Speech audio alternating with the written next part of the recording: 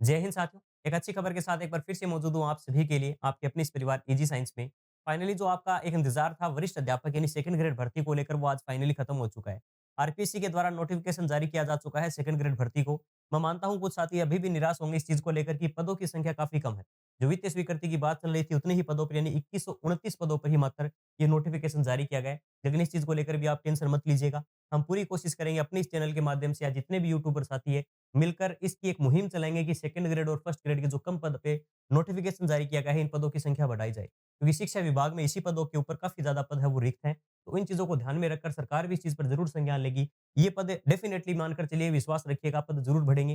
लेकिन आप फिलहाल ये मत देखिएगा कि पद कम है मैं तैयारी करूँ, ना करूँ, मैं तैयारी किसी और पर डाइवर्ट कर देता हूँ। अगर आपका टारगेट ये था, इस पर तैयारी कर रहे थे, तो सिर्फ़ पदों को देखकर आप अपना टारगेट चेंज मत कीजिएगा।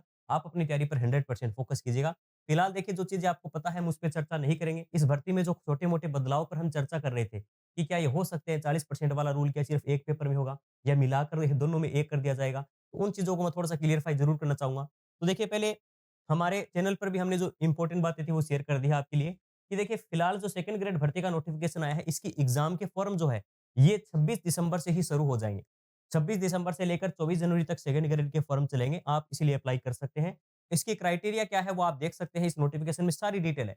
जो भी साथी किसी भी भर्ती की तैयारी करते हैं उसके नोटिफ़िकेशन की हर एक लाइन को अच्छे से पढ़ना आपके लिए ज़रूरी है। क्योंकि ये छोटी-मोटी गलतियाँ कहीं एग्ज़ाम में एग्ज़ाम देने के बाद आपको प्रॉब्लम ना कर दे। कई बार ये मेरा सर्टिफ़िकेट कब तक का होना चाहिए? क्या मैं इसमें कितनी कैटेगरी में मेरी ऐज की क्या है? क्राइटेरिया क्या है? क्या फाइनल ईयर में मैं होना चाहूँ? मेरा रिज़ल्ट पहले आ जाना चाहिए। ये सारी बातें नोटिफ़िकेशन में अच्छे से मेंशन की हुई होती हैं। तो इसे अच्छे से अपने आप पर पढ़िएगा। इसीलिए मैं हर एक लाइन को पढ़कर आपका 1-2 घंटा खराब नहीं करना चाहूँगा। एग्ज़ाम का समय है, अच्छे से तैयारी कीजिए। बस इतना ध्यान रखिए फॉर्म कब भरवाए जा रहे हैं, कब तक चलेगा। इसकी एलिजिबिलिटी सिंपल सी यही है कि यूजी और बीएड आपने कर रखी है जिस भी सब्जेक्ट से, तो वो सब्जेक्ट के अकॉर्डिंग अप्लाई कर सकते हैं। इम्पोर्टेंट सबसे अच्छी बात ये है इसके अंदर कि जो इसमें पासिंग क्राइटेरिया अच्छे तो क्या कहें, अब सबके अलग-अलग देखिए इसके ऊपर विचार हो सकते हैं। लेकिन दोनों पेपर के अंदर सेपरेटली यानी अलग-अलग इंडिविजुअली आपको 40% मार्क्स लाने पड़ेंगे। जो 2 पेपर होते हैं, एक जीके वाला पार्ट, एक जिसे एक सब्जेक्ट वाला कहते हैं, दोनों में ही मैं आपको थोड़ा-सा नोटिफ़िकेशन में भी एक चीज़ दिखा देता हूँ।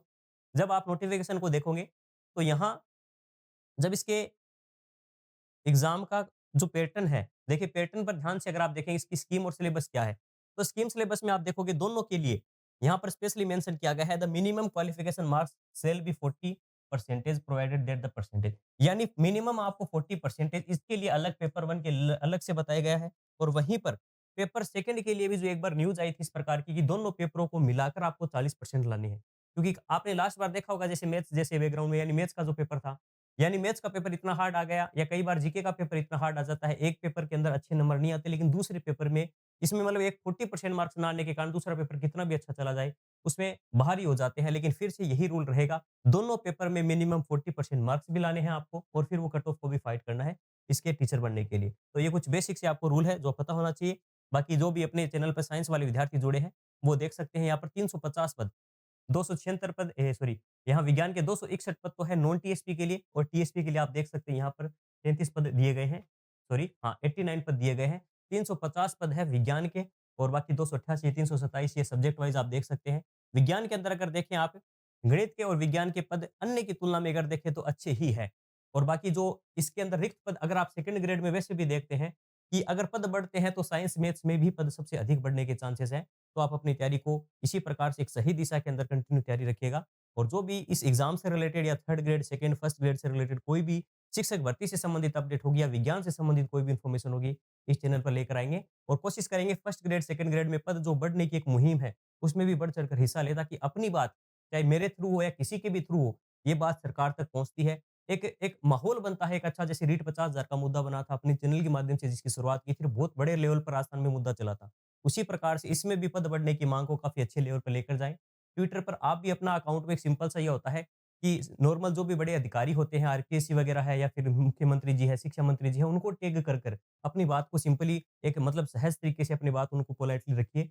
तो निश्चित रूप से आपकी बात पर गौर किया जाएगा क्योंकि इनके भी आईटी सेल होते हैं गवर्नमेंट की भी। वो ध्यान रखते हैं कौन-सी माँग उठ रही है और चुनावी जब मुद्दे होते हैं, जब अपने एक प्रकार से अपना स्वार्थ क्लियर करना होता है, तो वे देखते हैं कि जनता की क्या सबसे बड़ी डिमांड है और ये बड़ी डिमांड के अंदर अगर उभर के आती है, तो निश्चित रूप से सरकार भी आपकी ओर गौर करेगी और आपके फर्स्ट, सेकंड ग्रेड के पदों की संख्या भी बढ़ाई जाएगी। तो आज के लिए इतना ही। धन्यवाद। जय हिंद।